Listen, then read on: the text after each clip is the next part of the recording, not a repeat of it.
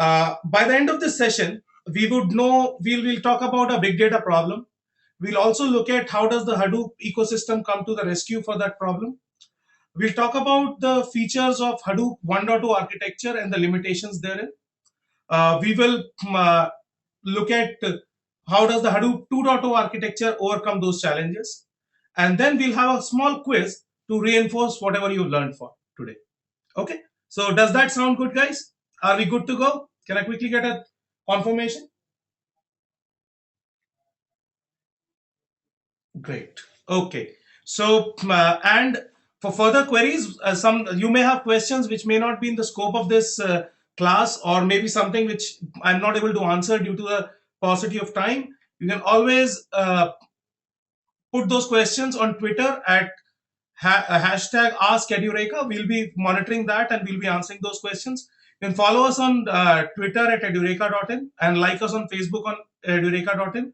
The class recording for this session as well as the log of the questions will be shared on our Twitter handle as well as on our Facebook page. So if you need to know where the class recording is, that's the place you're supposed to be in. Okay, I'll start taking questions. I know there are a lot of questions coming in, and I'll start taking questions as we proceed. So let's get started. Thank you very much, all of you, for joining in.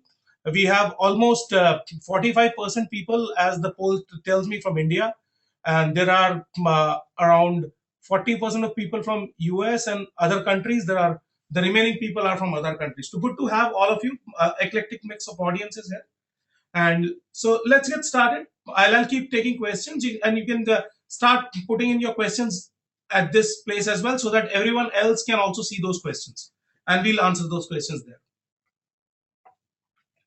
Okay, so we'll start with the let's look at one example of a big data use case. Now there are many of those. I mean, nowadays Hadoop has been in usage for a long time, and there are many people who are using Hadoop for various things. I'm just talking about a small, simple use case so that everyone understands that, and I'm sure all of you have that understanding. Twitter is a big source of big data. The amount of tweets being generated, millions and millions of tweets are generated day in day out, and and and people want to do analysis over it. So the kind of analysis, say for example, I'm a company which wants to do analysis over the kind of tweets people are putting for my product, right? And I want to do a historical analysis for that. Say, for example, in the last month, if I launched a new product or a new release, a news release was happened for my product, what are people talking about it? What I'm going to do there is that I'm going to put in, I want to do that analysis, and using traditional systems, that's not possible. So this is one use case. There are many more of these.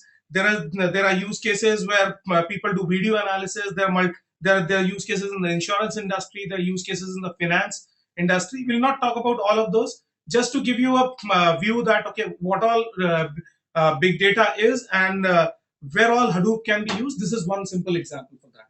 Okay.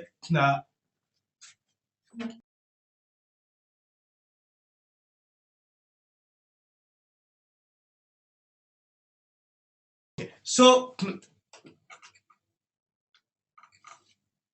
let's move ahead and look at how does Hadoop solve this problem. Now, I'm not going into the depth of this architecture, but I'll just tell you a little bit about it. The Hadoop ecosystem, or the Hadoop per se, consists of two main features. One is the HDFS, as you can see here, and MapReduce. Now, HDFS is the Hadoop distributed file system. This is the place where all your data is stored. Now, if I have to get that data from Twitter, I will be storing that in the HDFS, or the Hadoop distributed file system.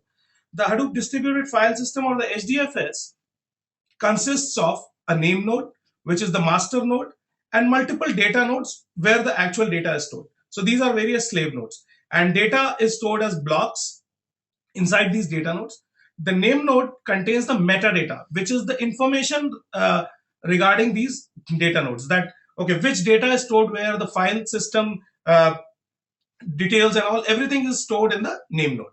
Okay, so as we scale up, the name node has all the metadata, and that is the single place where all this metadata is stored, and this is the master node here. Now there's another thing here. which is called the secondary name node. It is not a hot backup for the name node, which means that if there is a failure in name node, the secondary name node does not take over. It just keeps on taking the backup of the name node. Okay, and I'll be telling you a little more detail about this as we proceed. But just to give you a view that the secondary name node keeps on taking the backup, keeps on taking the backup of, keeps on taking the backup of, just a second. I'm sorry about that.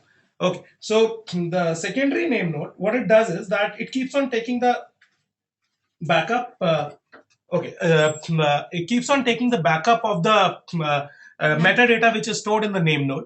Okay, and over a period of time, if there is a failure, what we have to do is we have to restart this name node and take all the data which is there in the secondary name node and start this system again. So essentially, the name node is a single point of failure in Hadoop. Okay. Now this is about the directory structure or the cluster. There's on top of it, if you have to do any processing, you use the MapReduce programming model. Okay. Now MapReduce consists of two things, right? One is the programming model where your actual job is running. Then there is the resource management. Now, how does this work? There's something called there's a component called job tracker. The responsibility of this job tracker is to schedule all the tasks which have to be run on your cluster, as well as keep on monitoring them. So if the job tracker, if we submit a job which is a program which will do an analysis of my tweets which I've stored here, this job tracker is going to submit those jobs across the cluster on all the data nodes through a task tracker. The task tracker is used to actually run the jobs. So MapReduce has a programming model which consists of a map job and a reduce job. We're not talking in detail about that in this session. You can attend the course for getting into details of that and how does that programming work, what all languages can be used. All those things can be covered in the course. But in this session, we'll talk about just understand that MapReduce programming model consists of map jobs and reduce jobs. The first level of processing is done by the map jobs, and then the information which comes out of the map jobs is collated in the reduce jobs. Okay, and the responsibility of running these map jobs and the reduce jobs on these data nodes where the actual data resides stays with the task tracker. The job tracker, what it does is it schedules all these jobs into the task tracker and keeps on monitoring these jobs for any failures. If there's any failure, the job tracker will go ahead and spawn a new job on a different data node where that data is available. And this is how the system works. So to give you, so basically, to summarize this, what we have is that the Hadoop 1.0 contains HDFS where all the data is stored, or this is the cluster, okay, and the MapReduce, which is a programming model. The cluster has a name node and data nodes. The data nodes is the place where the actual data is stored. The name node contains the name node contains the metadata about wherever the data is stored. So if there is a replication of data, name node knows about it. If I have to go and fetch a data, I'll first go to the name node, find out where that data is located, and then my client will go ahead and get the data from the name node. Okay. And then there's the secondary name node, which keeps on taking a backup of the name node. It is not a hot backup. It is not a, it is, this secondary name node does not come to rescue if the name node fails. It doesn't become a active name node at that point of time. Okay. So this is a little bit about the Hadoop 1.0 architecture. Now let's go ahead and look at what are the challenges, what are the limitations of this architecture. This works very well till now. Almost all the production sites use Hadoop 1.0 and it's working beautifully. There are some challenges which have come in now, and let's look at them as well. So the challenges which people have started seeing on Hadoop 1.0, because of which Hadoop 2.0 has been introduced recently, is that after a while, right, there's no horizontal scalability of name node. As I just said, I'll talk about these in detail as well, just to give you an overview that there's no horizontal scalability of name node. As your cluster size grows, the bottleneck starts coming in the name node where the metadata is stored. Okay, so you can. Okay, so there's a question. I'll just take that. Is this name node a hard disk? Well, the name node is not a hard disk. The name node is a high availability machine. Okay, where all the data, all the metadata is stored in the RAM and not in the hard disk, so that you have a quick availability of that data. Okay. Hi Rajesh. Hopefully this question, this answers your question. I'll also be taking some more questions. I mean, you can keep asking questions in the chat window. I'll keep taking them as we proceed. Okay. Now, as I said, the second very, very important thing is that it does not support name node high availability, which means that name node is a single point of failure in your cluster. For some reason, if your name node fails, your system goes down. Now, that's a rare occurrence, but it can still happen, right? And what you have to rely on is a secondary name node from where you manually restart the system, get the data back up, okay, and then restart your system on the name node. Okay. Then the third limitation which people start seeing is the overburdened job tracker. Now, job tracker, as I just explained, is the master there, which actually in the MapReduce programming model, in the MapReduce paradigm, it is the master resource manager which schedules the jobs as well and monitors the jobs as well. So after when you have a lot of jobs running, this becomes a bottleneck, starts becoming a bottleneck. Okay. 1.x, if your data is small and your number of jobs you're running is not huge, then it is not a problem. But recently, with the data becoming more and more, and the kind of processing people have started doing with Hadoop has scaled up, this has started becoming a challenge. Okay.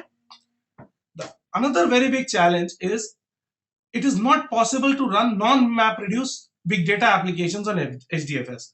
Now, what that means is that in Hadoop 1.x, you can only run MapReduce jobs. So whatever is possible through the MapReduce programming paradigm, you can run them. There are other type of jobs which you may have to do. Say, for example, if you want to do a real-time analytics or a streaming kind of thing, or you want to do an interactive job, that's not possible in Hadoop 1.0. Okay. And it does not support multi-tenancy. Now, I'll explain this in detail as we go ahead. For now, you can just understand how many people know what is multi-tenancy.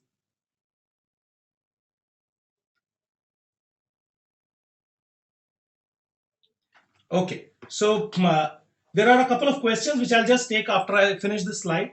Okay, there's a question from Puneet, there's a question from Arpan, there's a question from Vishnath. Good, very good to see you guys here. Okay, so does anyone know what is multi-tenancy? Okay, multi-tenancy means I have an answer also from Satish. Thank you very much, Satish, for that. Okay, so multi-tenancy means that the ability to run different type of jobs on the same resource. So, say if you have a data node, you want to run a MapReduce type of job, you want to run an interactive job, you want to run a streaming job. Okay, if that is possible, then the system supports multi-tenancy. Otherwise, if the system can only take one type of jobs, then this means that it cannot support multi-tenancy. So Hadoop 1.x cannot take any other type of job in the same time at the same time when a MapReduce job is running. So it does not support multi-tenancy. What that also means is that if you are not using your resources for running MapReduce jobs, you cannot do any processing on that complete cluster. Okay, so that's what multi-tenancy is all about. But don't worry about it. I'll be taking this in detail. Sure, I'll be doing that, Satish. I'll be taking you through each of these as we go ahead. Okay, so let's look at the each of these limitations one by one, and I'm sure this will become much more clearer as we go ahead. Okay. Okay, so the first challenge we talked about, challenges with horizontal scaling, and there was a question that why no horizontal scalability for name node? Vishnath had asked that question. Thank you, Vishnath, for asking that question. This is where you'll get the answer for. Now, this is how the system looks like, right? There is a name node, and then these are the data nodes. The name node does the block management and stores and stores all your metadata. Okay, and the metadata is stored in the sorry, the metadata is stored in the RAM of the system. Now, as you scale your system up to say 4,000 nodes, you don't see a much problem. But there are use cases where large organizations require clusters. The data is huge enough to to go beyond 4000 nodes. And at that point of time, the challenge starts becoming the storage capacity, or not the storage capacity, the memory, the in memory or the RAM of the name node. Okay, so all this metadata which is stored in the name node memory, there's a bottleneck which starts coming after 4000 nodes. Okay, so what happens is that, say for example, if you have, even if you have a 64 GB RAM, after a while this will start becoming clogged. Okay, and that's where your system will start resulting in failures. So once a failure comes, you will get cascading failures. One failure comes, you are not able to serve the other data node through the name node, and these failures start becoming cascading, and your whole system goes down at times. Okay, so that's the challenge. Okay. Okay, so there are a couple of questions here. Now I'll take those questions because they are very, very relevant here. Nirmal, you may want to just put your question at hash ask at Eureka. Okay, and I can also I'll also answer that question. Any questions which remain unanswered here can be, as I said earlier, can be tweeted at hash ask at Eureka hash ask at Eureka. You can follow us on Twitter. We'll be answering questions there. Okay. But at the same time, I'll take up some questions which have come in here. Uh, so as I just said, as we scale beyond 4000 nodes, the RAM of your name node starts becoming the bottleneck.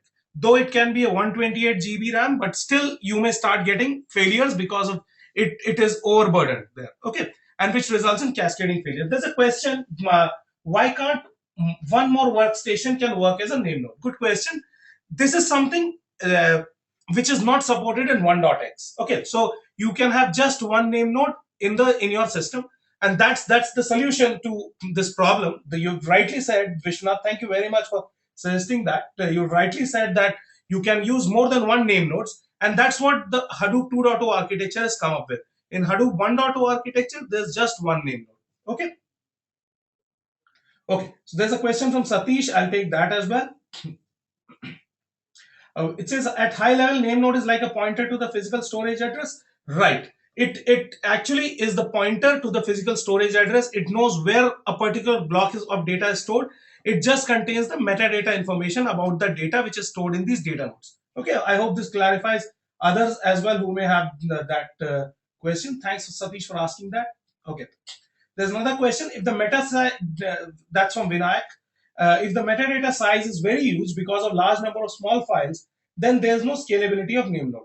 Right. That's perfect. That's what the thing is that then see, usually you will not store small files in Hadoop. Usually you will store large files, but still, if you have to say you have to manage say 10,000 nodes, and just thinking about it, I mean, all the metadata or the pointer addresses of the actual data storage, if you have to store in the same in the memory of the name node, that becomes a challenge. Okay, so that's right.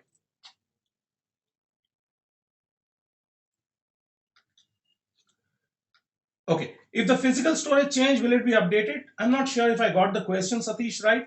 But I'll just take that. I'll just take that once again. You may just put that question. You can elaborate a little bit. I'll take that up. So this part is clear to everyone that how does the why does this horizontal scaling become a problem if we proceed more than 4000 nodes? Can I quickly get a yes, guys?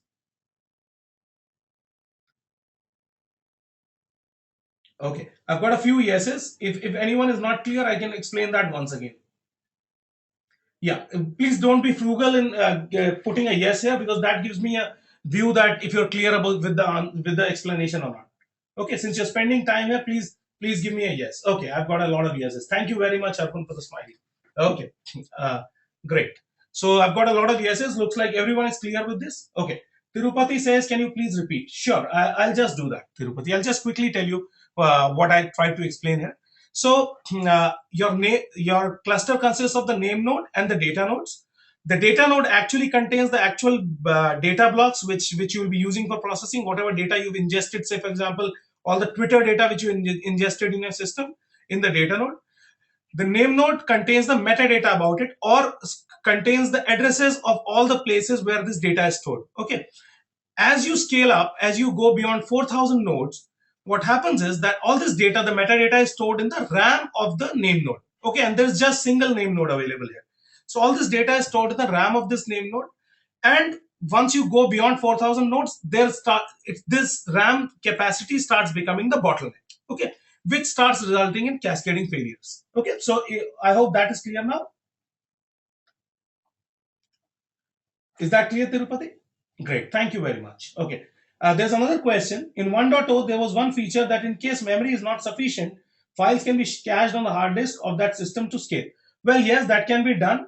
But then, as you know, right, I mean, if you have to cache the files, you'll start getting delays in the response, right? So ideally, what we want to do is that we want to make sure that all the metadata is available in the RAM so that you have the fastest access. Okay, Pawan?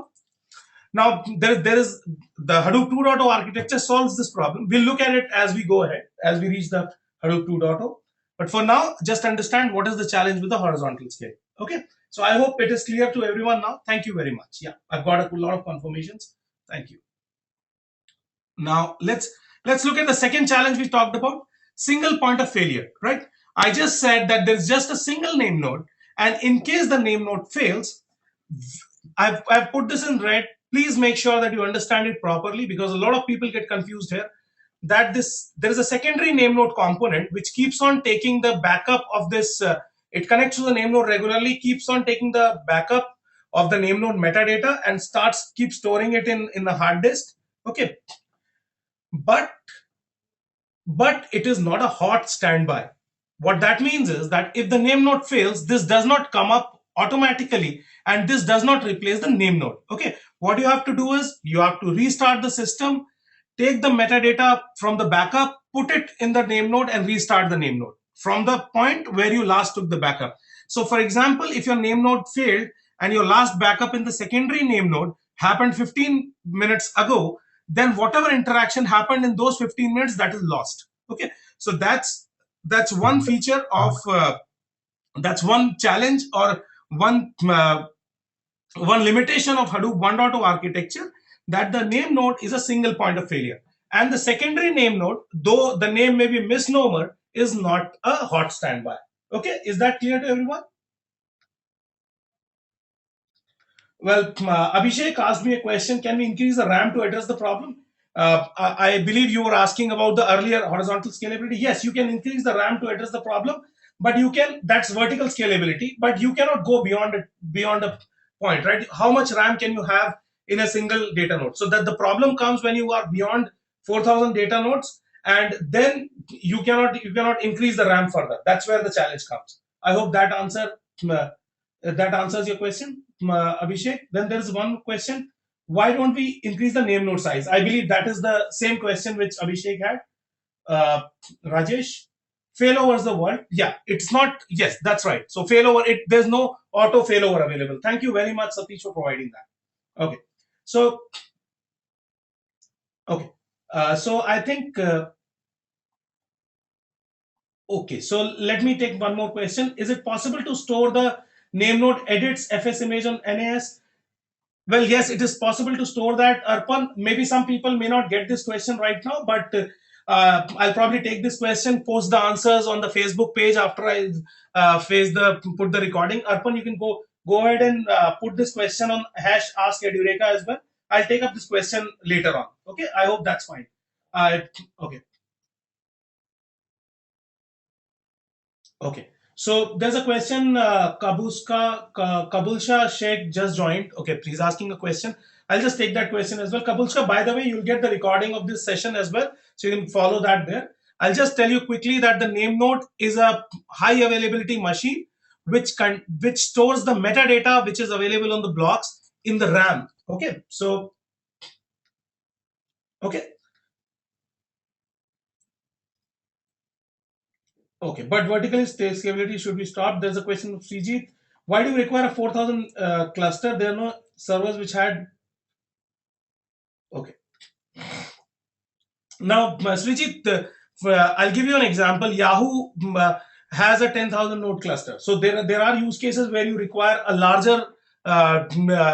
You require most of your use cases where you will be working on will require hardly but 20 to 100 node cluster. Okay. Okay, so there's a question from Shankar. On a failure, does secondary name node completely take over the first name node? No, That's what I'm trying to say. It is not a failover mechanism. What this guy does is it just keeps on taking the backups at regular intervals. If the name node fails, then you have to manually restart the name node or replace the name node and start the system from the place where the last backup was taken. This does not become the name node if the system fails. Okay, and that is one problem. That is one big challenge with the Hadoop 1.0 architecture, that the name node is a single point of failure. Okay, thank you.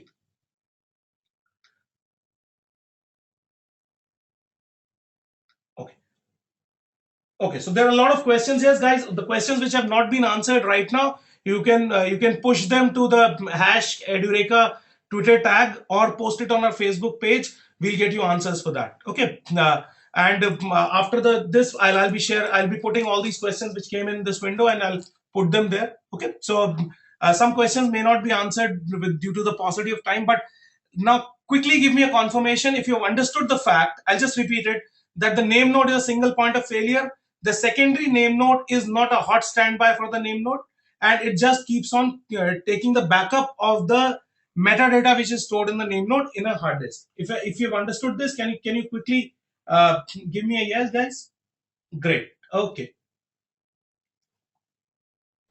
Okay, thank you very much. Great, great. So I've got a lot of yeses here. And in case you have more questions, as I just said, you can just keep posting them. Yeah, I'll tell you where to post, and I'll make sure that in the next couple of days I'll answer all the questions which are coming here. Okay, thank you. Great. So okay, so there's a question which probably is relevant here. I'll take that. What if Swapnil is asking that question? What if right after backing up data to the secondary name node fails? Only after certain period, say 1 hour, it will come to know. Right. That's right. So just if this fails, I mean, in fact, the challenge is the other way around. That I took the backup of this name node now, and after 15 minutes my name node fails while my next scheduled backup was say in 1 hour's time. Okay, so whatever I did, if I have to restart the name node, I have to start from I'll lose whatever happened in the last 15 minutes. Okay, so that's the challenge with Hadoop 1.0. Okay, I hope that is clear, Ankur. Swapnil, that answers your question. Can I quickly get a confirmation, please? Right, so in case your backup takes a your name node fails after some time of the backup, then you will lose whatever activity happened during that time when the last since the last backup. Okay, great. Okay, there's another question. What if secondary name node fails? What happens? Or both the name node and secondary name node fails? Okay, now if the secondary name node, there can be multiple secondary name nodes in your cluster. Okay, so if one fails, you can have multiple secondary name nodes. The name node is single. There can be multiple secondary name nodes though. Okay, but if everything fails, it's like saying what happens if the fan on top of my head drops, will I start wearing helmet? So that's what it is. I mean, there's a trade-off between whatever can happen and anything can happen. Then if everything fails, then you're out for a toss. Okay, Abhishek, does that answer your question, please? Well, can the backup be scheduled every minute? You can do that, but then there's another. That's what the trade-off is. If you do that backup every minute, then your system will become slow. So you have to have a. Okay, but why can't we track the system as soon as it fails? Well, as soon as it fails, we will come to know about it. Okay, we will we will restart the name node at that point of time, but since the backup was taken some time back, you can only get the state of the system from the last backup. So that is the challenge. Okay,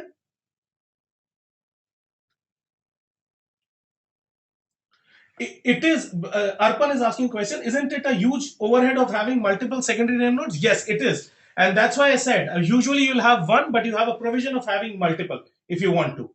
Okay. Yes, Swapnil, you can do that, but usually you will not do that.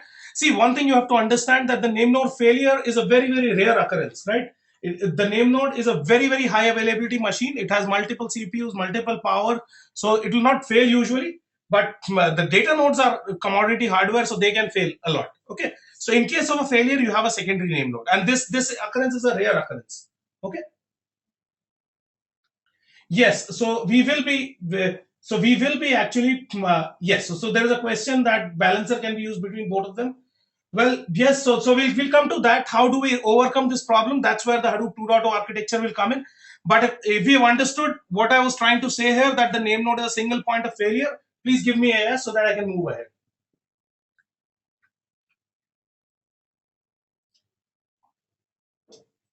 Yes, Puneet, name node and data nodes actually reside on different machines. Name node resides on a very, very high availability machine. The data nodes are on commodity hardware. Okay.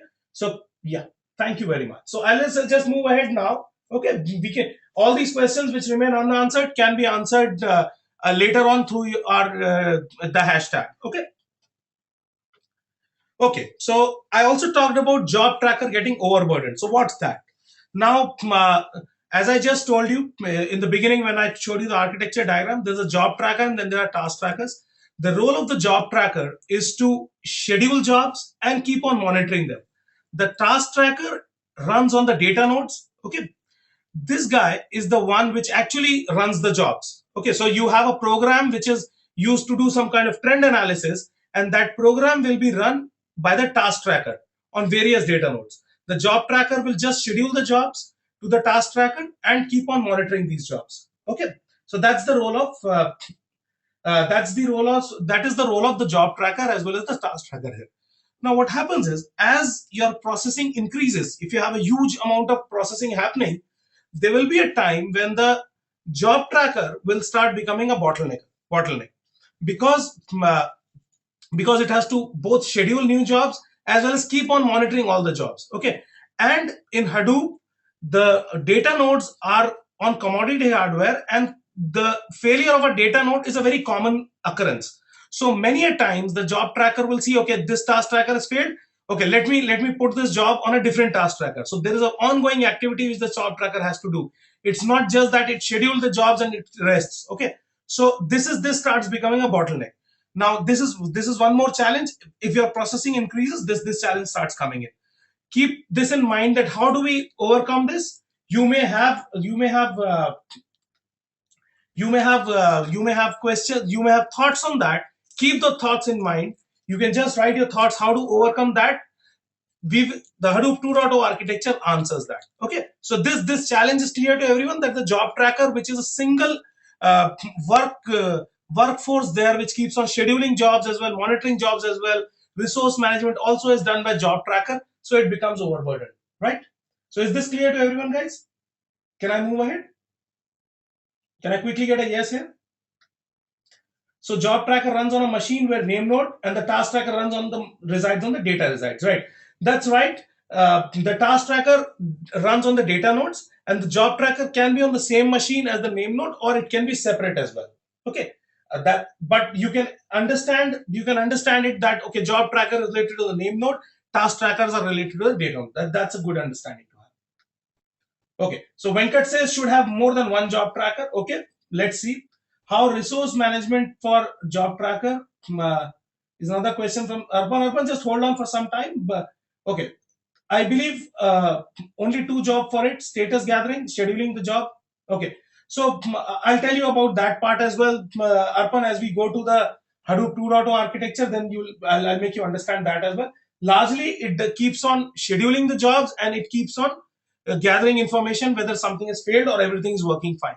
Okay, where to which now which if you have say multiple data available on multiple data nodes, the same data is available, the job tracker which figures out which task tracker to use. So that's where the resource management comes in. Okay,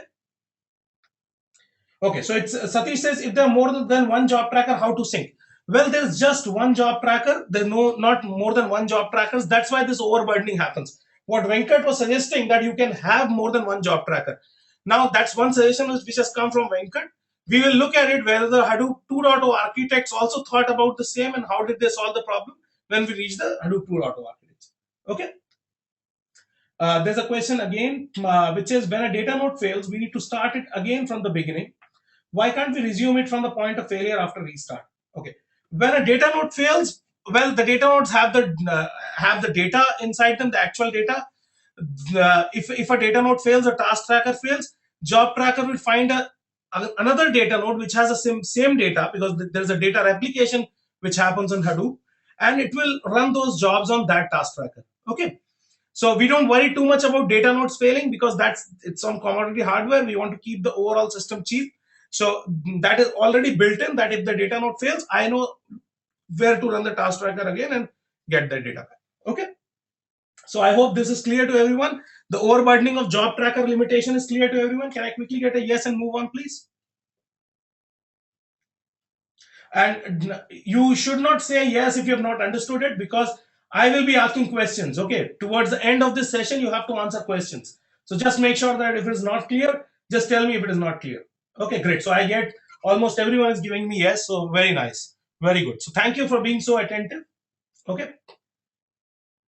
Okay, isn't it possible to restart the task from another node? Yes, that's what we do. So the same task will be started on a different data node by the job tracker. Okay. If this is not clear, Chanaya, just post this question. I'll answer that in detail. I'll give you some links as well. You can post it at hash ask Edureka. Okay, and I'll answer it there. Great. Okay, so let's move on. Let's look at what is the next limitation. Well, now that people have accepted that Hadoop is the way to go, and they've started moving their data into HDFS, we have petabytes of data. Various organizations have started storing all their data in HDFS or in Hadoop, right? Now, the challenge is that Hadoop 1.0, you can do only MapReduce type of processing on this data in Hadoop 1.0. Now, there can be other applications which you may want to run on that data, right? You may want to do some graph processing on that. That is not supported in 1.0. You can just do batch processing in 1.0, where that too using only MapReduce programming model, right? So if you had to do some interactive job on this data, that's not possible.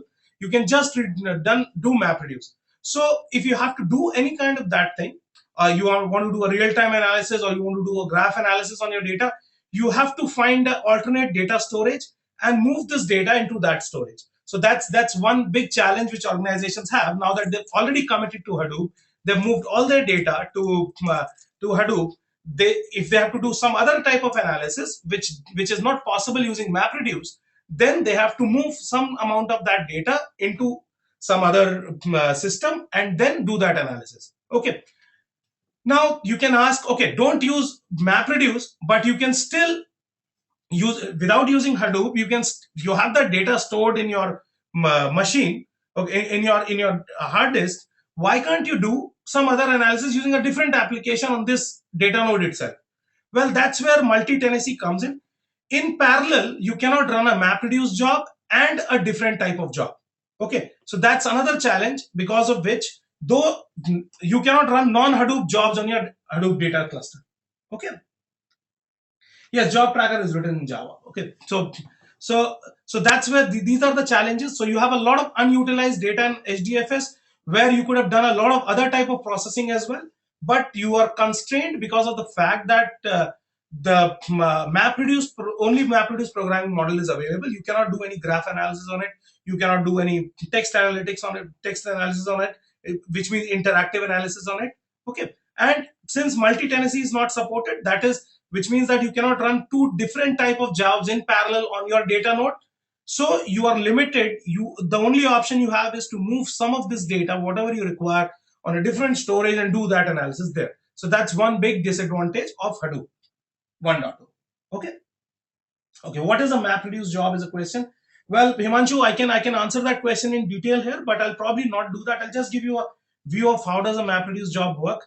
So in Hadoop, whatever job you submit to the cluster, it is broken into two type of jobs. One is a map job and the other is a reduce job.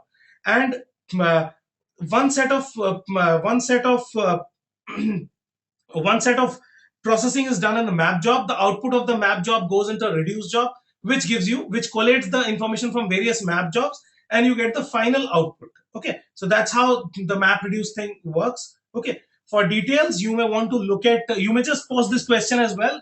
I'll send you a link where you can read or view more about MapReduce. Okay, Himanshu? Okay, so Sudipta says, what exactly do you mean by non-Hadoop job? Okay, And Vishwanath says there is no multi-tenancy because Hadoop 1.0 is just MapReduce evaluation. Yes, you're right in saying that. Okay. Yes, this is similar to parallel processing in ETL. Yes, so that is not supported here. Okay. When I say non-Hadoop job, means that non-MapReduce type of job. So any graph analysis is not possible to do in MapReduce, for example. So if you have to do a graph analysis on your data, you have no choice but to move that data into some other system and do that analysis. Okay, we'll see more about it. Uh, are you saying that interactive jobs cannot be run on the at all on Datanode, or it's not possible to run in parallel with MapReduce? Well, it's not possible to run in parallel with MapReduce in your in Hadoop 1.2, as well as the way the systems are configured. You cannot actually see the data will not be available on a single node. So you cannot do you cannot run use all the data from multiple nodes and run a job there.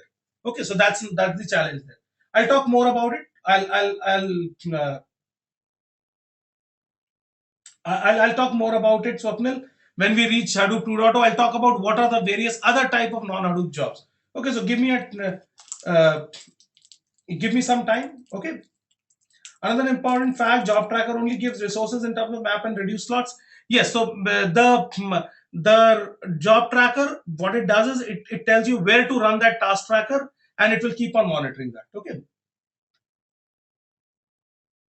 You cannot do graph analysis. Okay, so I'll talk about graph analysis later on. Okay, you can put this question again in when Sudipta, you can put this question again is sure, but you can put this question at hashtag ask Edureka, ASK and Edureka. I'll answer that question separately. Okay, after this session. I hope that's fine. Okay. So what type of data is present in HDFS? Is it text, table format? Sorry, I'm a SQL guy and want to visualize. Don't worry, Mahesh. HDFS can store any type of data. You can have your text data there. It does not have it is unstructured data largely. So usually in Hadoop, you will be using unstructured data. It could be video, it could be images, it could be text data, it could be tweets, it could be anything. Okay. So does that answer your question? Any unstructured data can be stored in HDFS, and you can use Hadoop to do any kind of analysis. You can do video data analysis, you can do image data analysis, you can do text data analysis, any type of analysis available in Hadoop, but only in batch mode. You cannot do a real-time analysis, for example.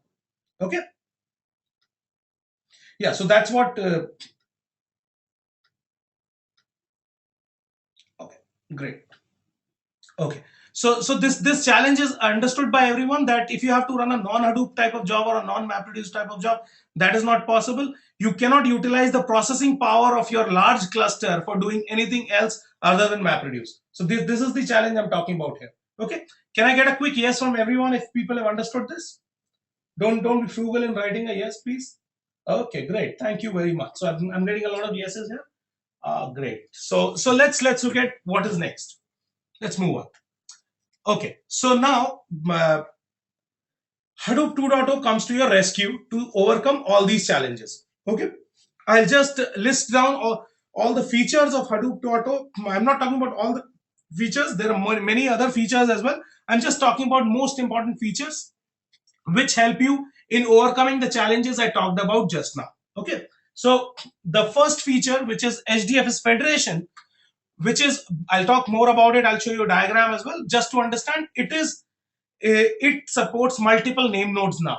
Okay, and multiple namespaces now. Okay, so your challenge of having a larger cluster than 4,000 name nodes, 4,000 data nodes is handled by the HDFS Federation. I'll tell you how. Just hold on for that. Okay. Then there is a support for name node high availability.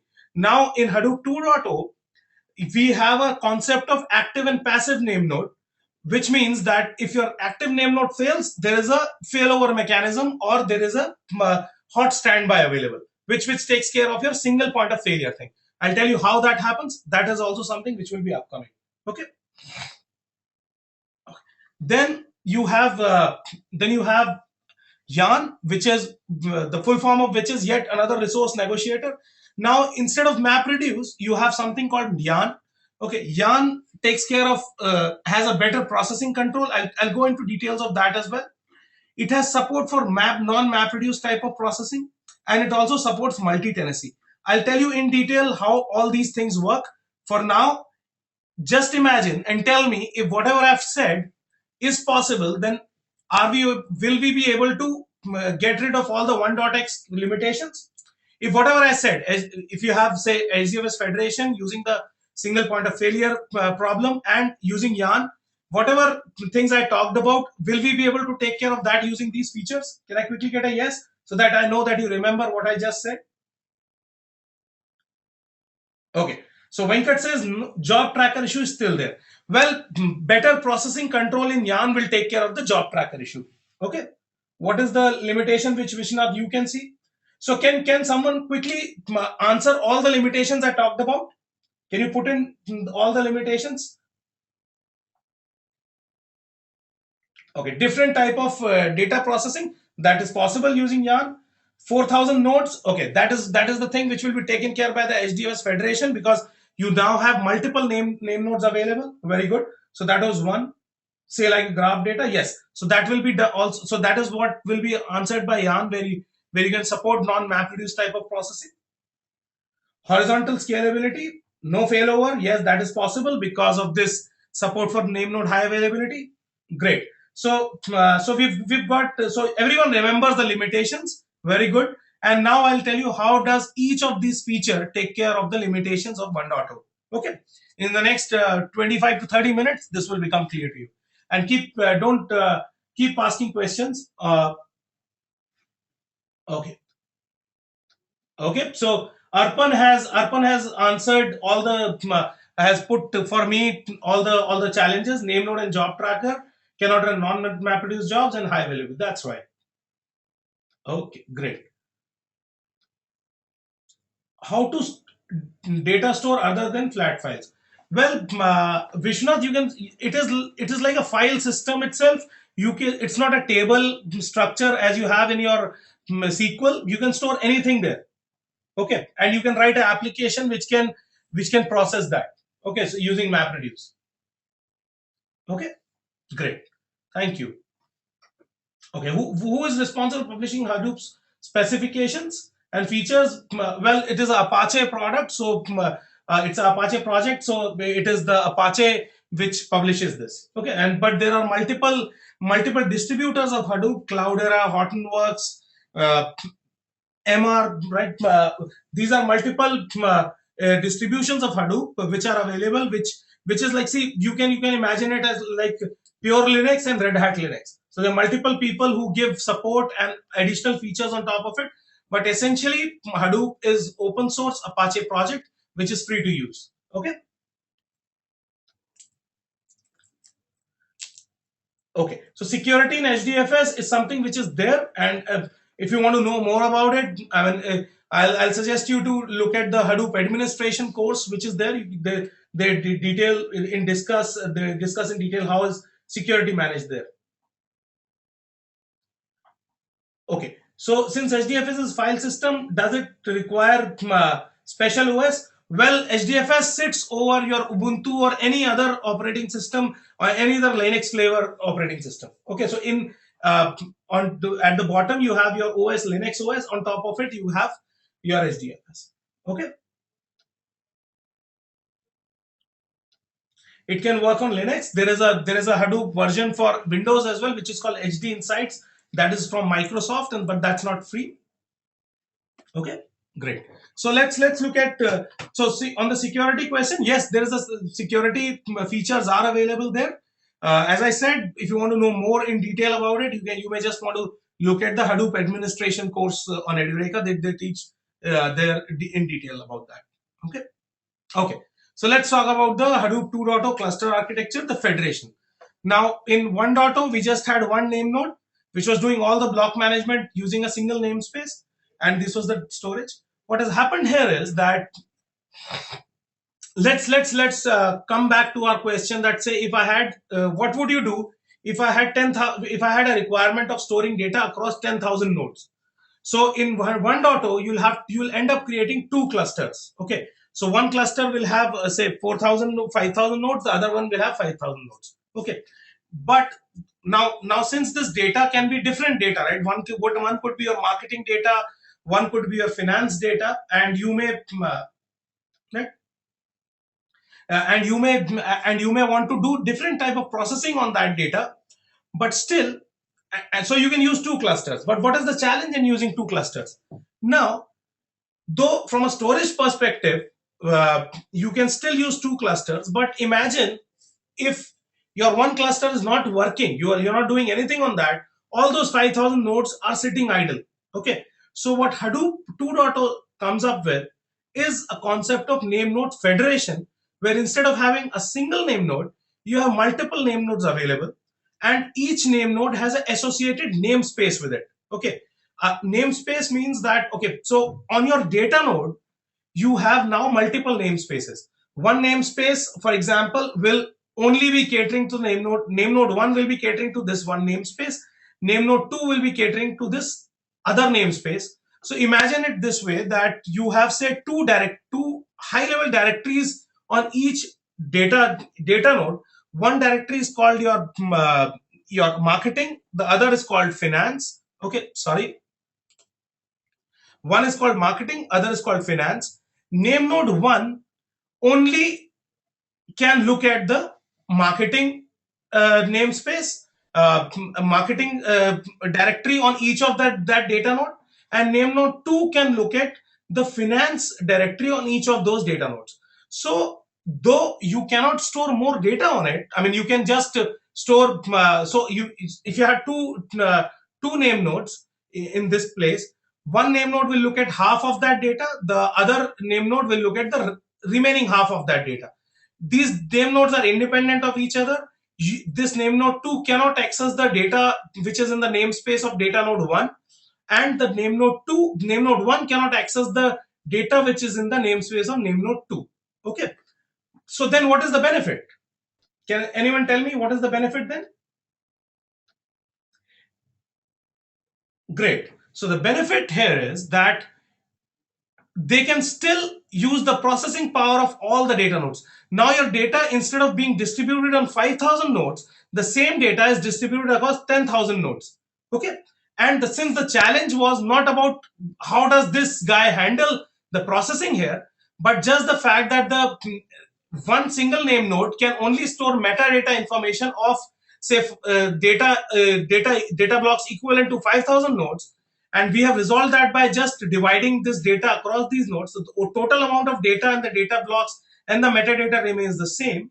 So this guy can still use all the 10,000 nodes to run these jobs. So you can still achieve parallel processing on 10,000 nodes while your data remains the same. So if you had two clusters, you could only use the processing power of 5,000 data nodes. Now you can use the processing power of 10,000 data nodes. Is that clear, guys?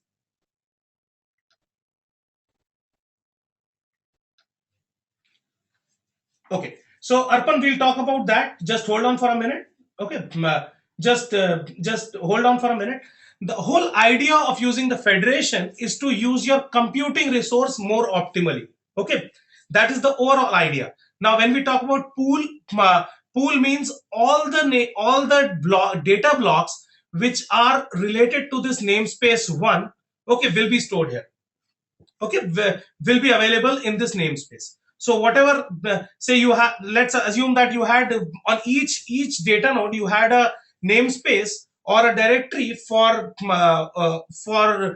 marketing. So all those data blocks which fall under that directory or on those data blocks will be a part of pool one, which the namespace one can access. Okay, so what you've done essentially is distributed your data over 10,000 nodes, and you're able to more optimally use your processing resources. Okay. Okay, so namespace concept is not clear. Okay, so let me just try to explain it once again. Now you can imagine namespace as a directory. Okay, it's like you have your packages in Java, right? So you have, say, for example, someone is giving me that thing, com.class1 org.class2. So if you have to access, if you are in package 1 or you are in namespace 1, you have access only, you have to care about only that data which is on that namespace. So you remember the challenge which we had with the name node, was that if I had to store more data if I had to increase the cluster size, then my namespace metadata size or the RAM size becomes a scale issue, right? Now what you've done is the same amount of data has been distributed across instead of 5,000 cluster nodes has been distributed across 10,000 nodes, but one name node is only responsible for the part of the namespace on that data node which is related to it. Okay, this guy will be responsible for the namespace which is it is related to. So the total metadata which it has to store remains the same. Okay, so now I hope this is clear, right? So you can achieve a bigger amount of parallel computing. Yes, this is done through a configuration, that's right.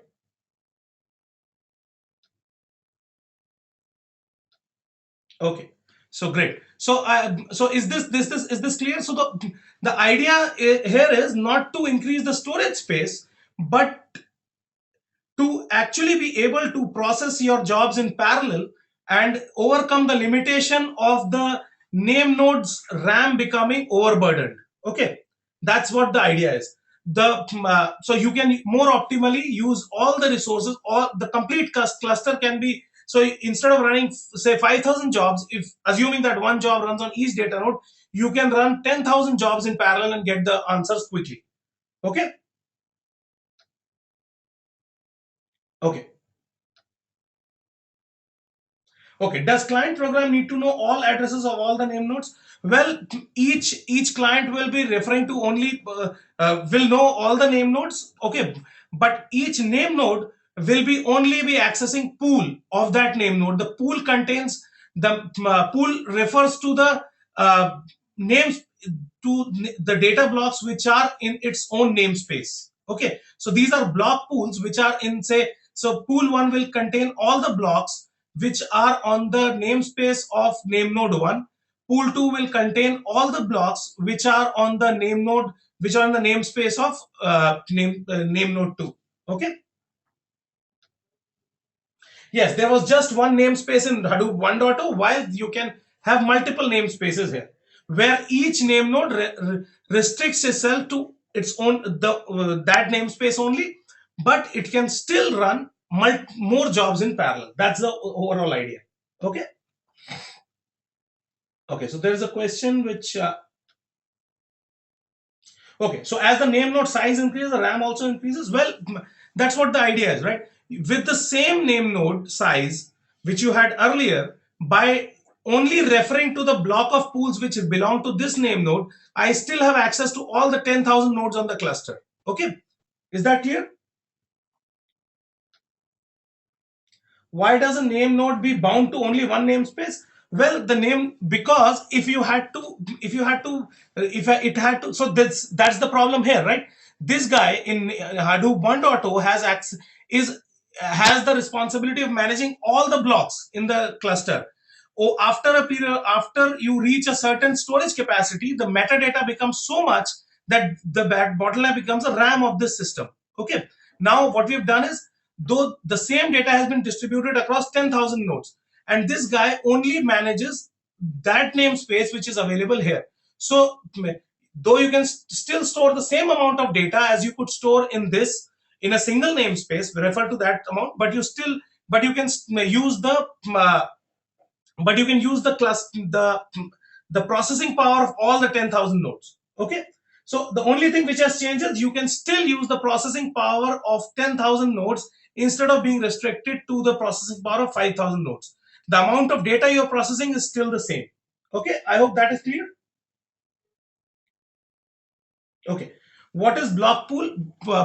Each pool refers to the namespace, to the blocks which fall under the name this namespace, to the under this namespace. Okay, so this pool contains the refers to all the blocks which are under namespace 1. Okay. Okay. Can namespace 1 access data node 2? Yes, it can access data node 2, but only the namespace 1 on the data node 2. It can access all the data nodes, but only its own namespace on each data node. Okay, I hope that is clear. Shankar, is that clear? Chennaiya, is that clear?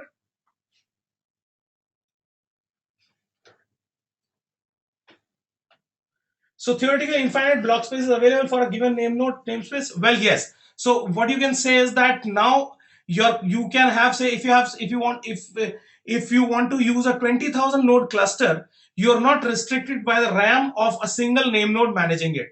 You can have multiple name nodes. You can use the processing power of 20,000 nodes to process that same data. Okay, but only the each namespace can only refer to the data which is stored in the names its own namespace on all these nodes.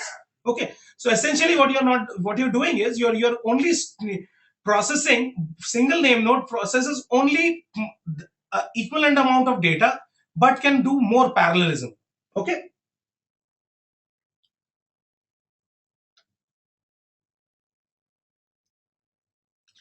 that's right, Satish. NS1 can access all the data nodes which are namespaced on data node 1, right?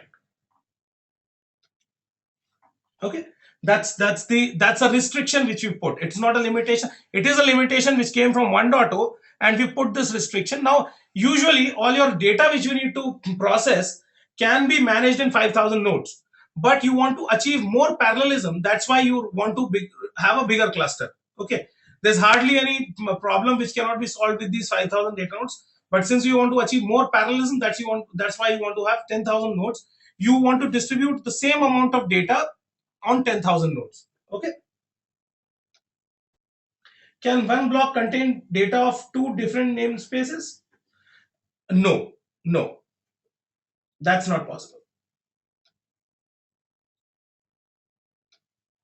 Okay, so you can assume a namespace to be a high level directory or a package on a data node. So say for example, if you divide your data as a marketing data and finance data, all your marketing data will be stored on the directory marketing, which will be mapped to name node 1 or namespace 1, and all your finance data will be mapped to namespace finance, and which will be accessible by the name node 2.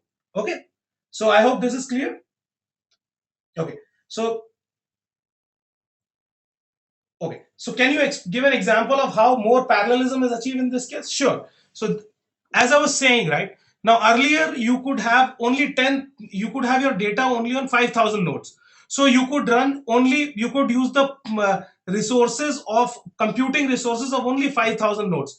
Now, since the same data has been distributed to 10,000 nodes, okay, so in parallel, you can theoretically run, you can essentially run jobs on 10,000 nodes instead of restricting yourself to only 5,000 nodes. Does that answer your question, Manish? Whether metadata is distributed across all? Well, the metadata for this namespace, all the marketing metadata is set here. All the finance metadata is set here. Okay, great. So I hope this answers your question. So it is faster because of 10,000 rather than, yes, 5,000 nodes. That's right. That's right. Because you can run your jobs in parallel. You can use more computing resources for the same amount of data, right? Is this clear now, guys? Can I quickly get a yes and move on to the next feature? Okay, I've started getting yeses. Very nice. If you have more questions, we can take these questions after the class. You can put these questions, as I said, on hashtag ask Edureka. I can answer them there and give more examples there as well. Okay. Can two or more namespaces share same data in, say, data node 1? No. So if you have a marketing namespace 1 will be referring to that. If you have finance namespace 2 will be referring to that. That is not, these are completely independent. Okay. Yeah? Great. Okay. Can I quickly get a yes from everyone, please, so that I can move on? Don't be frugal in giving yeses, please. That will be really helpful if you can, all of you can give me a yes. Okay.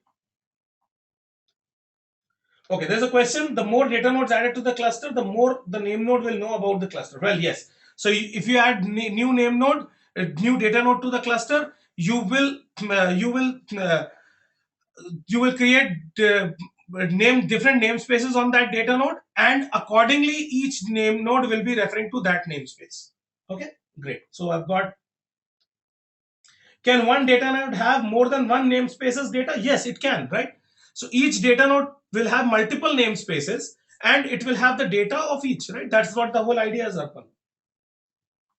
Okay, so let's move on. Thank you very much. So we've understood the how does the Hadoop federation take care of the increasing the cluster size problem, which was becoming evident because of the RAM size on this class on the name nodes on the name node. That is clear. Let's move on.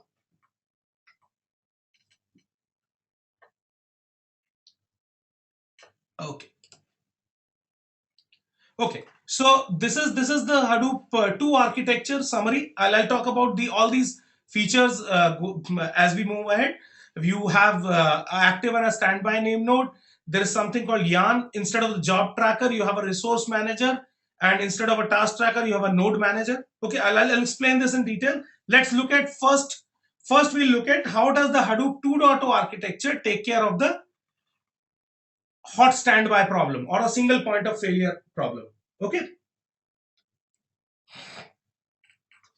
Ganesh, not essentially. You can there is a small change, but other than that, it's almost the same. Okay, I'm not repeating a question because it's not really relevant here. So you can put that question at hash ask Edureka. I'll answer it there. Okay.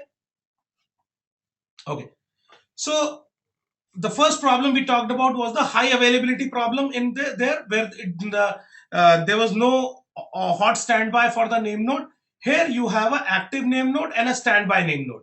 Okay, so each namespace will have one active name node and a one standby name node. Okay, these are exactly similar type of machines, but only one will be a name node at that point of time.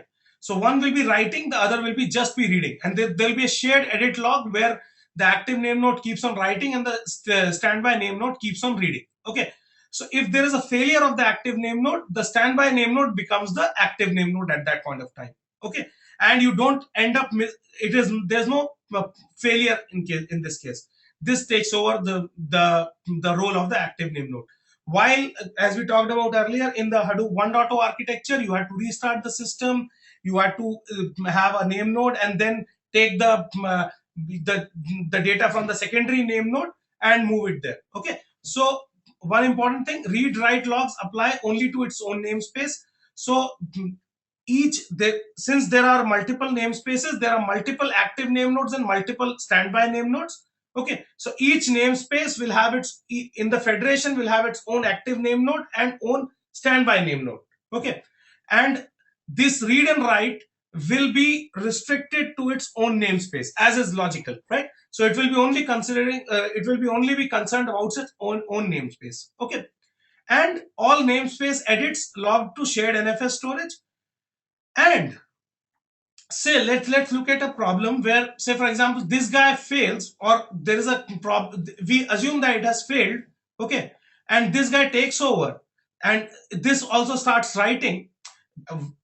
So what we do is that as soon as we see a failure, there's something called fencing. I'll not go into details, but the fencing, what it does, it creates a fence around the active name node and restricts it from writing further into the edit logs, so the edit logs are not corrupted. So there's only one source of writing to these logs, and that will be the active name node. So in case of a failure, the standby name node comes here and this is fenced around. Okay, if this is a failure, and as soon as this comes up, it will become the standby name node. Okay, so is that clear, guys? How does the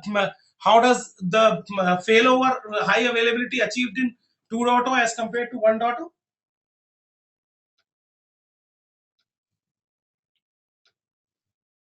Yes, both is good to run on different machines, right? So one fails, the other starts automatically. It starts automatically. Okay, there's no manual intervention there. It starts automatically. So as soon as the name node fails, the other name node will take over, and there is a mechanism of fencing here which will restrict the name node. Say for example, for some reason it comes back and it starts corrupting this logs, writing some garbage there. So we create a fence around it and not let it write. Well, when we go into the course, you will have this opportunity of learning more into more details about it. At this point of time, I'll restrict myself to only this, that you understand there is an active name node and there is a standby name node, which how does this thing all work, that is covered in detail in the course. Okay, but the if compared to 1.0, the single point of failure problem is solved by this mechanism, and each namespace will have its own active name node and a standby name node. Okay, so is that clear? Can we have more than one standby name node for each active name node? Well, no, we don't use that. We don't do that. That will be an overkill. There's just one standby name node for each active name node. We will lose the activity done by the name node before it writes log. Well, no. So as soon as we detect a failure there, this guy comes over. So you don't really lose much there. Okay. If the active name node fails, then it won't write. Then what is the necessity of fencing? Well, Vinayaka, say let's assume that the system thought that the name node has failed, and it gave the edit permissions or write permission to this guy, but this comes up, right? Then that is the problem. That is the reason why we will require a fencing around it. We just want to be 100% sure that this guy does not get to write there. Okay, got it? Okay. If both name nodes active and standby name node fail together, then it is same fails together. Then there's the same problem as the earlier problem. Well, again, right? I mean, it's the same question as I just take that example that there's a fan running on my head and I'm not wearing a helmet. So it's like how much there's a trade-off, right? I cannot wear a helmet in the room because just because I have a fan and it can fall anytime. So the probability of that happening is very, very low. So that's as good as not happening. Okay, does that answer your question, Ayam? Well, Puneet, you can get the sure you can get all the details at edureka.in/hadoop about the course. Okay, and you can just click this link and you'll be able to get all the details, and you can send an email to us and the team will get in touch with you if you want to go further there. Okay, great. I have read that message, Puneet. Okay, great. Okay, so the shared edit logs are on HDFS. Yes, the shared edit logs are on HDFS itself. Okay, so if this is understood, let's move ahead. Let's look at the next feature, which is the yarn. Okay, so how does this work? Now, yarn replaces the MapReduce thing. So earlier we had the job tracker and the task tracker. I told you that the job tracker was doing two things essentially. One was scheduling all the jobs, and second, managing all the jobs, monitoring all the jobs, right? So, Lokesh, you can just put this question on hash ask Edureka. I'll answer it there. Okay, or we can take this after the session. So that was the thing that job tracker was doing. What we have done here is Venkat was suggesting to use two job trackers. Well, we've done a similar thing here. What we've got here is a scheduler and an application manager. So the scheduler only keeps on scheduling the jobs. It is free from monitoring the jobs. There's an applications master which takes care of managing these jobs. Okay, and instead of a task tracker you have a node manager here which contains a app master which actually runs the job and a container where the jobs runs. Okay, I'll not go into the details of these components. That can be done sometime later, or we cover those details in the course. But to understand that how does the yarn take care of this is what has changed here for taking care of the overburdening is that we have multiple components here. A scheduler which just schedules the job, application manager on the resource manager which keeps on monitoring the jobs which have been scheduled by the scheduler. Okay, is that clear, guys? So the now there's no job tracker and task tracker. There's a resource manager and node manager. The node manager replaces the task tracker and the resource manager replaces the job tracker. The job instead of the resource manager takes care of two different activities: the scheduling and monitoring, with two different components, the scheduler and the applications manager. Okay, so is that clear? Okay, great. So I'm getting a lot of yeses here. Let me move on here and let's look at what does the yarn, what is the other thing which this does. Okay, so this is what we've done for over taking care of the overburdening of the job tracker. This feature has been introduced that you have a scheduler and an applications manager instead of a job tracker, and a node manager replaces the task tracker. Okay. Can I quickly get a yes from everyone, please? Well, we are almost there, so don't worry. I said it will be 1.5 hours. We are almost there. Maybe in 10-15 minutes, I should be able to take care of this. Okay, so just be a little patient. I want to answer questions. I don't want to rush through, because if you spend 1.5 hours and you don't learn, then it's a waste of all 1.5 hours, right? So I'm fine with in extending it by 10 minutes. I should be able to complete everything in that. Okay, thank you. So I've got a lot of yeses. I've got a lot of yeses there. More questions which are not answered. As I said, hashtag Ask Edureka. I'll answer all the questions there today and tomorrow. Okay. Okay. So this is how the overall framework looks like. Now, for people who do not know what these components are, I'll quickly tell you what these components are. Now, this does not contain all the components of Hadoop 1.0. This is the Hadoop 1.0 thing, and this is how the Hadoop 2.0 thing looks like. Okay. So you have the HDFS, right? Then you have the MapReduce framework here, which has the job tracker, task tracker, and the ability to run all these jobs. There's Hive, which is the data warehousing system there. There's Pig, which can run on top of MapReduce for doing analysis. There's Apache Uzi, which is a workflow management system. All these components, HBase is the NoSQL database in the Hadoop ecosystem. All these components are covered in detail in the course. Okay, here you just get an introduction to these. Now, what is different here is that there is a cluster resource management called Yarn, which I just talked about, and the MapReduce framework sits on that. So not only the MapReduce jobs can be run by this, you can run other Yarn frameworks like the MPI, then the Giraffe, which is for graph processing. HBase still remains. So this is how the Yarn lets you run other type of jobs. The next slide shows you what could be the other type of jobs. Okay. So is that clear that we have introduced a layer of a resource management called Yarn, which is also the acronym for yet another resource negotiator. Okay. Is this clear? That this is the layer which has been introduced here over the HDFS. Now the MapReduce also runs over Yarn. Okay. Well, MapReduce is replacing the MapReduce is Yarn is replacing the resource management of MapReduce. Okay, but the programming model still remains. You still run map and reduce jobs, but you're not only restricted to map and reduce jobs, Manish. Okay. See, earlier the MapReduce framework was responsible for scheduling, monitoring, as well as running those jobs, as well as doing that processing as well, right? The processing part is in that program which you run on this. That program is the MapReduce framework now. The resource management and the scheduling and the monitoring is all gone to Yarn now. Okay, I hope this answers your question. Great. So let's move ahead. Let's look at what are other applications which can be natively run on Hadoop now. Earlier, it was only batch processing which could be run in Hadoop through MapReduce. Now you can do interactive text processing. You can do, obviously HBase was earlier also possible. HBase can be used for online transaction processing. Streaming is real-time processing. Say for example, I talked about that use case of tweets, right? Where I was saying I'll do trend analysis. If I had to do that trend analysis at regular intervals, in batches, then Hadoop can be used there. Hadoop 1.0 can also be used. But if I have to tell you what are the trending tweets at this point of time, right? What are the most trending tweets at this point of time? Is hash Edureka a trending topic right now?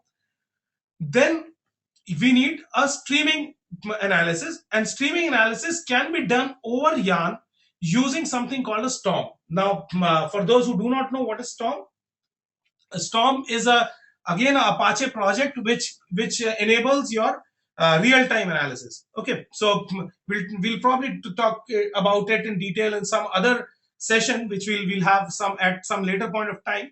For now, you can understand that real-time analysis cannot be done on Hadoop. Okay, or using MapReduce. Real-time analytics can be done using Storm. Okay, then Giraffe is the for graph processing. Spark again is an Apache project which can be used for in-memory processing.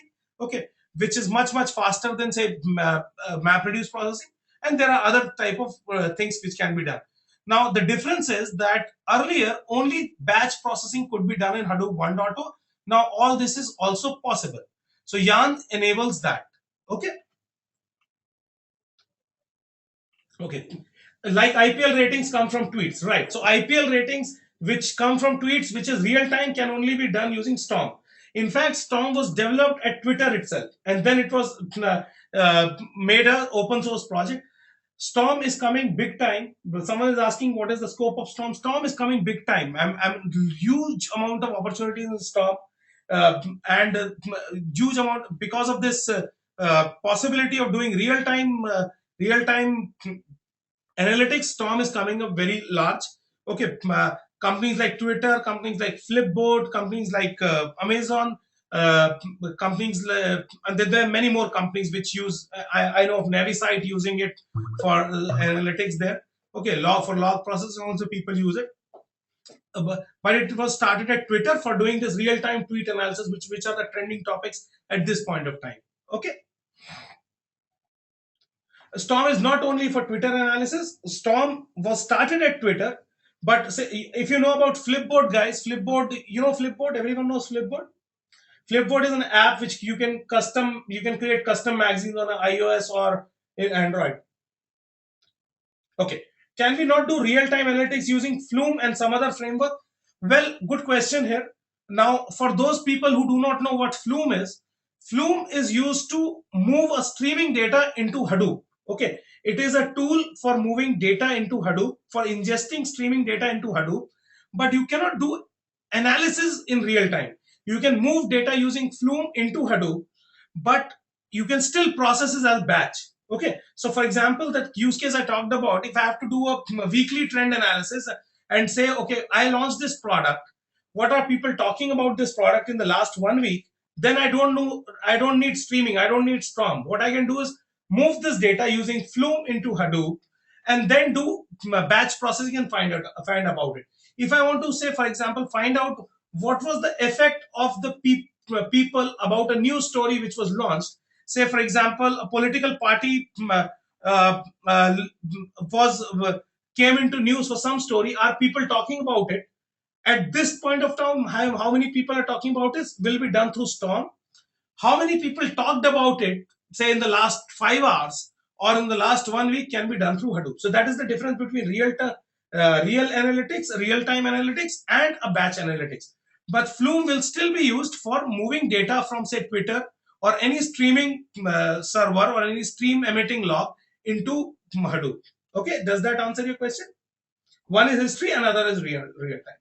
Spark, what is Spark? Spark is another product from Apache, which is again gaining traction. It does a lot of in-memory computation, right? It's very similar to yes, it's historical versus real time when we talk about Hadoop versus Storm. And Spark, we can talk about Spark in detail sometime. You can just look at search for Apache Spark, you'll get to know about it as well. Okay. Well, predictive analysis can be done in Hadoop as well. Okay. Predictive analysis is also based on your historical data. There are tools like R available there to do predictive analysis. You can also do something using Mahout, but mostly R will be used there. On top of it, Hadoop. R can be integrated with Hadoop. R, for those who do not know, R is an open source analytics tool. Okay. Yeah. So Arpan has told me about Spark. So thank you, Arpan, for that. Spark is written in Scala and it's around 10 to 100 times faster than Hadoop MapReduce. Thanks, Arpan. For more about Spark, we will probably have a webinar sometime about Spark as well, sometime later, but not today. Okay. Okay. How does Hadoop compare to HANA? Well, HANA is an in-memory database. HANA can be used for a lot of fast processing. Okay. HANA is not an open source project. Hadoop is not really in memory. Okay. Hadoop does batch processing. Okay. How can we compare OLTP and OLAP in Oracle world? Well, you can do some level of online transaction processing in HBase, okay, but not really using MapReduce there. Okay. Madhukiran, you can put your question, put your these questions in as at ask Edureka hashtag. I'll answer them there. Okay, I'll answer these questions there. Just put your question at, I'll just put it for everyone what I'm talking about. Hashtag ask Edureka. We'll be taking care of all these questions. So you've got it now. You can just put all the questions which were not answered here, or any other questions you may have. You can put them there, and we'll be answering these questions there. Okay. Next, so this is the capability of Yarn. All this is possible using Yarn. Earlier, Hadoop 1 had only this. Now all this is also possible. Okay. Let's look at. I talked about multi-tenancy. Now, what is multi-tenancy? There is a feature called capacity scheduler in and by the way, this is the last topic here, and after that we'll have a quick quiz. Okay, so just hold on for 5 minutes. I'll explain you how does this work. Now I said that now multi-tenancy refers to the fact that you can run multiple type of jobs in parallel. Now Yarn lets you run all these jobs on Hadoop, but can they be run in parallel? Or as someone asked, can I run a non-Hadoop job on a data node in Hadoop 1.0? No, you cannot do that. In this case, multi-tenancy or the capacity scheduler lets you do multi-tenancy. What does the capacity scheduler do? Say you have a batch job, you have an interactive job. Batch job could be a MapReduce job. Interactive job could be you opened a terminal and you are trying to do something there. Streaming could be streaming could be your a Storm job. There are different type of jobs are organized in different queues. I'm sure people coming from, say, knowing about LSF or the load sharing farm, or coming from the mainframe background, already know this concept of having multiple queues on your cluster, on your computing framework, where you have multiple queues. Queues share percentages of cluster, so the batch will be able to do processing on this percentage of cluster. Interactive will be having this percentage of cluster. Streaming will have different cluster. They have multiple queues, so each batch job will go into this queue. Each interactive job will go into this queue. Each Storm job will go into this queue. Okay, and each queue has associated priority. Okay, which means that you may give real-time jobs higher priority than a batch job, or interactive job higher priority than a batch job. So all this is configurable using the capacity scheduler. And within each queue, there is a FIFO. So that's why it is a queue. First job which gets in will be the first job which will be processed. Okay. And there is a security ensured between applications. So there is a security layer between this queue and this queue. A batch job cannot actually get into this interactive job and fetch the data from here. So each queue will ensure security there. Okay, there's a security layer. So this is how multi-tenancy is achieved in the capacity scheduler was not there on Hadoop 2. Hadoop 1.0. It has been introduced in 2.0. So you can actually do different type of jobs in parallel using different queues. Okay, is this clear, guys? Does this make sense? Has anyone seen a capacity scheduler kind of thing on your load sharing farm earlier? Okay, so I have Kamal saying that okay, he has seen that in his organization. So usually what you have is, usually when organizations have a load sharing farm where you have a huge big set of machines which will be doing the processing, instead of having each person dedicated resources, you have different type of queues where you can push your jobs. Your batch jobs which you don't require results on very fast are put on a batch queue, which is usually at a lower priority than, say, an interactive queue where you're running, say, a GUI job, and a streaming job will be at a different. Okay, how to reserve percentage of the scheduler queue? All that is possible to configure in the capacity scheduler. So you can, depending upon the kind of applications you're running, you can give percentage cluster to the batch queue. You can give percentage cluster to the streaming queue. All this is configurable. Okay, so is this clear, guys? How does multi-tenancy achieved using capacity scheduler? Can I get a quick yes here if everyone is clear? Can we change the FIFO order to execute job depending on priority? Is it configurable? Yes. So there is you can have a priority jobs as well, which can be where you can overcome the default priority. That's right. No, so Arpan is asking, so it's fixed to 3 type of queues. No, I did not mean to say that. There can be any type of queues. I am just trying to represent this here, that all these can be done in different queues now. Okay, all these type of processings can be done in different type of queues. This is just a representation where I try to explain the queue mechanism. There can be tens of queues. You can You can create any number of queues here depending upon your requirement. Okay. So can I quickly get a yes if everyone is clear? Guys, please don't be frugal in writing a yes. This was the last concept here which I wanted to explain. Okay, great. Sure. Madhu Kiran says just repeat it. Okay. Sure, Madhu. So, Madhu, as we said that there are multiple type of jobs which can be run in Hadoop 2.0. The way it is achieved is that different type of jobs are organized in different queues. So the batch jobs or the MapReduce jobs will be organized in the batch queue or the MapReduce queue. The streaming or the Storm jobs will be organized in the streaming queue. So each batch job which you submit or each MapReduce job which you submit will go into this. Okay, in this queue, and each queue will be separated from different queues, and each queue can share a percentage processing power of the cluster, which is again configurable. So depending upon your requirements, you can give batch jobs more processing power, you can give interactive jobs more processing power, and each queue has an associated priority which is also configurable, which means as an administrator you can give higher priority to the streaming jobs, you can give lesser priority to the batch jobs, you can give more priority to the interactive jobs, this queue. Okay. And within each queue there's a FIFO scheduling, which means that first in first out, whichever gets in first will be processed first. Okay. And security is ensured between different applications, right? So is that clear? Who will set the priority of each queue? The administrator through the capacity scheduler can do that. Okay. So can I not now get a yes? Madhukiran, great. Swapnil, is your question answered? Great, thank you very much. So let's move ahead. Let's see what we have achieved till now. Okay, so before we move ahead, I'll just now next part is your quiz. You have to answer all these questions. Okay, all these questions you have to answer here one by one. Jobs belonging to different namespaces can be in the same queue. Well, yes, that's possible. Okay. Yeah, please, Shyam Kumar, please ask your question. After that, we will after this. Okay, if anything is failing, it's normal behavior as if something was failing. Say for example, this job fails, the other job will come in. Okay, if something is failing, the yarn will take care of that. Okay, queue capacity scheduler does not care about what is failing, what is not failing. The resource manager and the node manager takes care of the failing. Okay, good. You good there?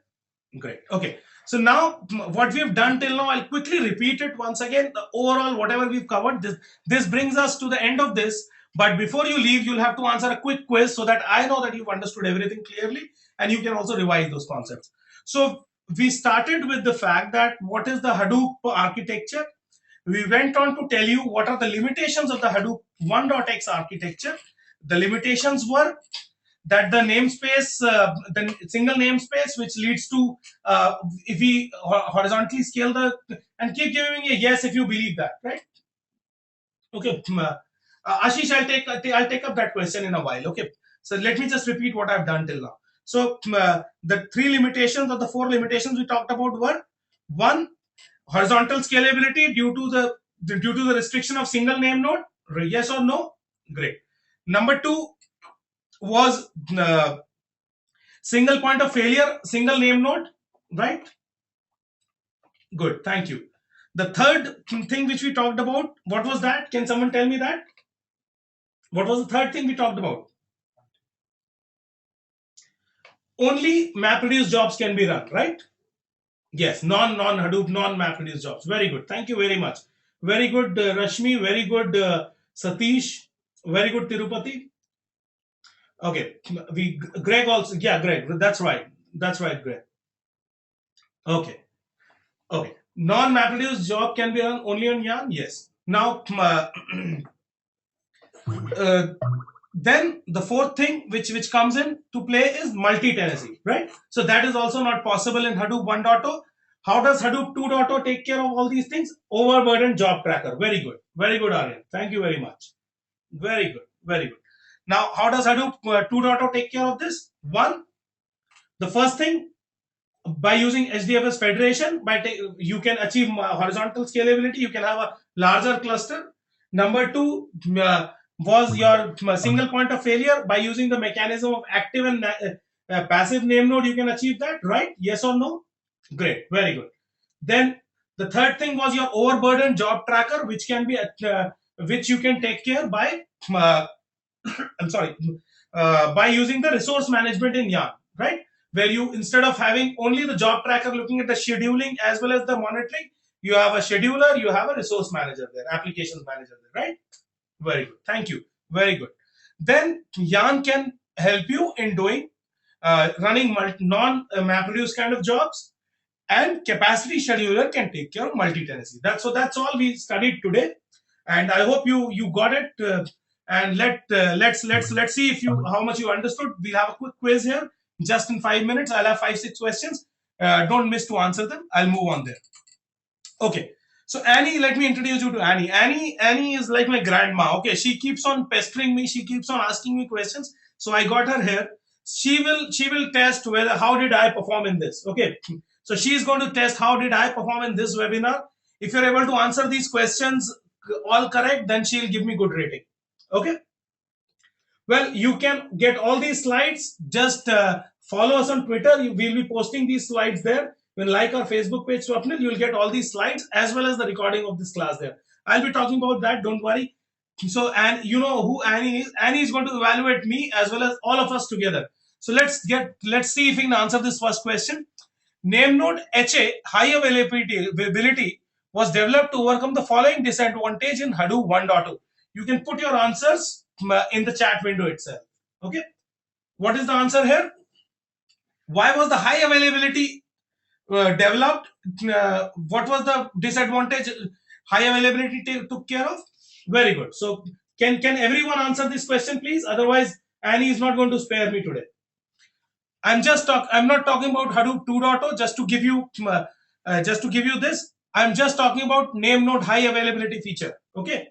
So please make sure that you read the question properly, because this my grandmother Annie is very particular about things. She'll give you all these subtle things and she'll make sure that you give a wrong answer. Okay. I believe most of the people have given the right answer. The right answer is single point of failure of name node. Okay. The others are also disadvantages of Hadoop 2.0, but Hadoop high availability is achieved by Hadoop high availability takes care of the single point of failure. Okay, everyone is clear with that?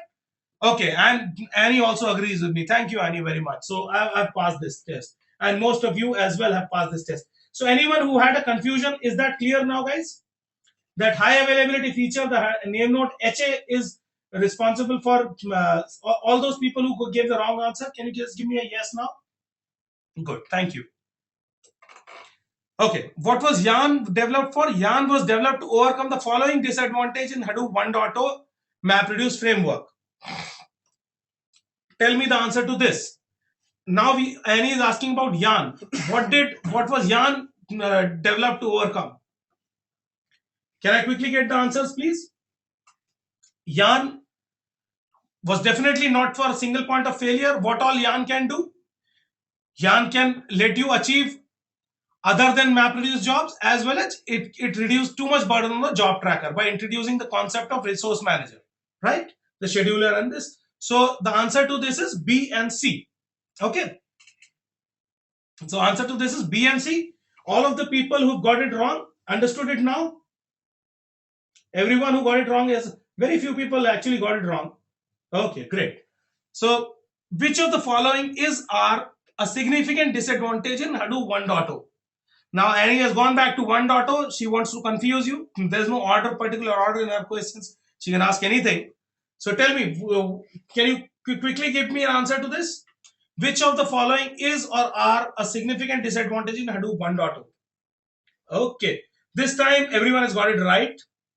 All three is the answer. Single point of failure in name node, which is overcome by Hadoop name node high availability. Yarn takes care of running different type of jobs. Yarn resource management takes care of the too much burden on job tracker. Okay.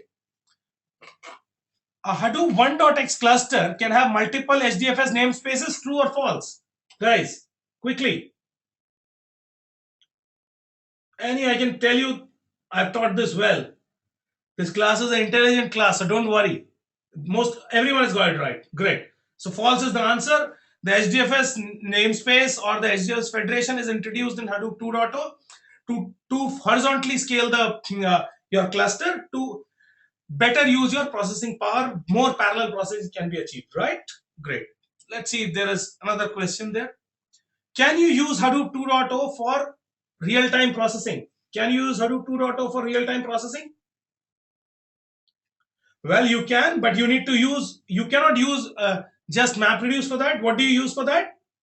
Can everyone answer that? Along with Storm. Very good. Very good. Very good. So everyone has got it right. So we'll sometime have something on Storm. There's a course also being developed on Storm. So anyone who's interested in real-time analytics can ask the Edureka team. I'm working with them to develop the course on Storm as well. Okay.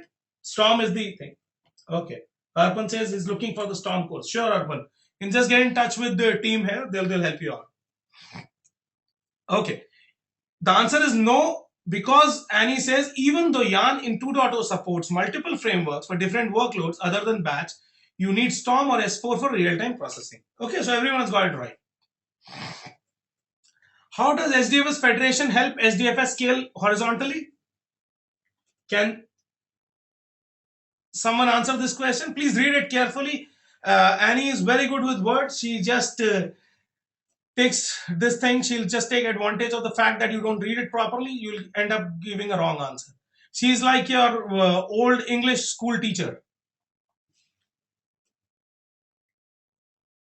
Sure, Nagendra, you can just check with the Edureka team. You can just send an email if anyone wants to get in touch with the team for buying the Storm course or any other course. You can get in touch with these guys at this email ID. I've just put in this. Nagendra, it's sales@Edureka. These guys can help. I'm not the guy to help you here, but these guys can surely get back to you. Okay. So what is the answer to this, guys? How does the SDFS Federation help SDFS scale horizontally? Is there anyone who believes B is the answer? No, the answer is reduces the name load on any single name node by using multiple independent name nodes to manage individual parts of the file system namespace. So this is exactly what the SDFS Federation is. The correct answer is A. Okay. So anyone who got it wrong, is they clear now? I don't usually call out the names of the people who got it wrong, but are you guys clear? Can you give me a yes? Okay. Okay, so the answer is A. Okay. Don't worry, you'll get this foils. I'll tell you how to get these foils.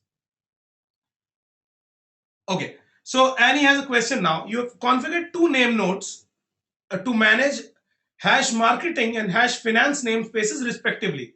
What will happen if you try to put a file in accounting directory? There's a subjective question. Sometimes she'll ask you a subjective question as well. Can someone answer this, guys? So what you've done is you've created a namespace marketing, you've created a namespace finance on two name nodes. Okay. And if you try to put a file in accounting directory, what will happen then?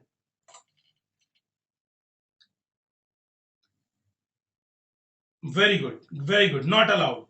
Very good. Some people have got it right. So this is what will happen.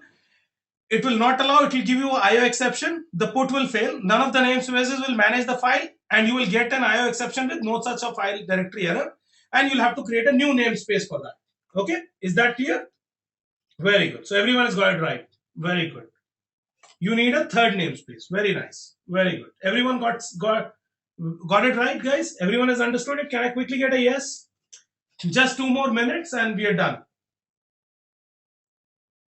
Can you run hundreds of Hadoop data node on any other processing than MapReduce in Hadoop 1.x? This is a cakewalk.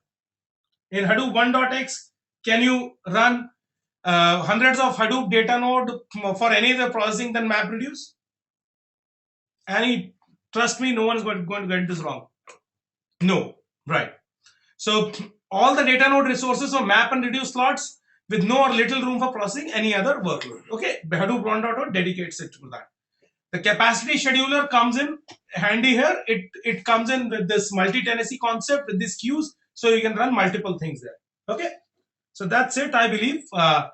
See you in the next class. Whoever wants to enroll for the course is most welcome to go ahead and sign up for the course online at edureka.in. You can just go here. There's the link www.edureka.in/Hadoop. and go ahead and sign up for this course, and we'll see you then. We will cover all the details in the course, or everything will be covered in detail in the course. You'll have a lot of practicals also there. You'll get access to the VM and everything. You can read all the details on this page. Now, regarding this webinar, any further queries, please put your queries, whatever is unanswered, or you believe you want to share some of things. Yes, we will be teaching you MapReduce programming, right? That's a part of the course. We'll be teaching you MapReduce, advanced MapReduce programming, as well as we will be teaching you. My name is Abhishek Venkata. My name is Abhishek. Okay, we'll be teaching you MapReduce programming in great detail. We'll also be telling you how to migrate your MapReduce 1 program into MapReduce 2 programs. Okay, and you need information, more information on Storm. Storm is an upcoming course. As I said, you use sales@edureka.in. You can send them an email with your email ID, and they'll keep you posted when the course is launched. It will most likely be launched in this month itself, which is in the May month. Okay. Can I have forum links so that I can put my question? Sure. The way to put your question is on Twitter. You can go ahead and put your question at #AskEdureka, #AskEdureka, and I'll answer that question there. You can also put your question. I'll be posting this recording in the Facebook as well. You can follow us on Facebook at edureka.in. Follow us on Twitter at edureka.in. You will get all these questions and answers as well as the class recordings. Okay, Minesh, does that help?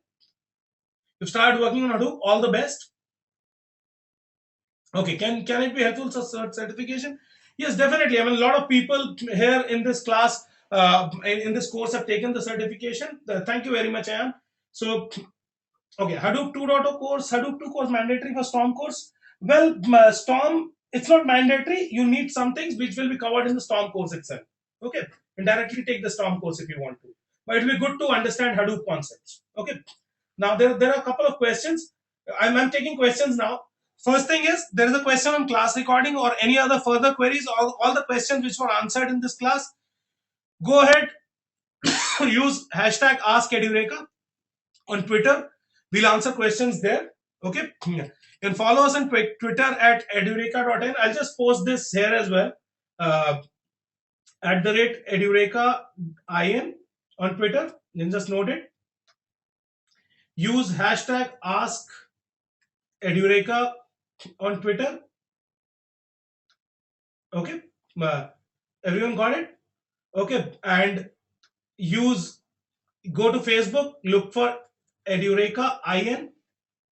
Facebook.com/edureka.in. You can follow us there. You will keep getting information about the upcoming webinars or any other course updates or even answers to your questions. Okay, I'll be looking at that as well.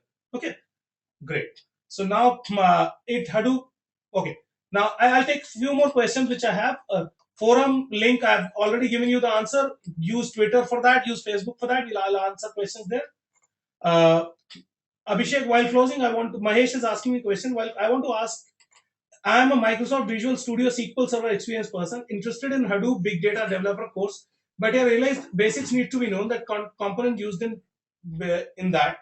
Also, let me know, being a Visual Studio developer, will it be difficult to being not known in Java? I think that will be needed for MapReduce programming. Well, Mahesh, thank you for this question. Anyone else who has this question, listen carefully. Well, predominantly MapReduce is used for writing. Java is used for writing core Java. You require for writing MapReduce code.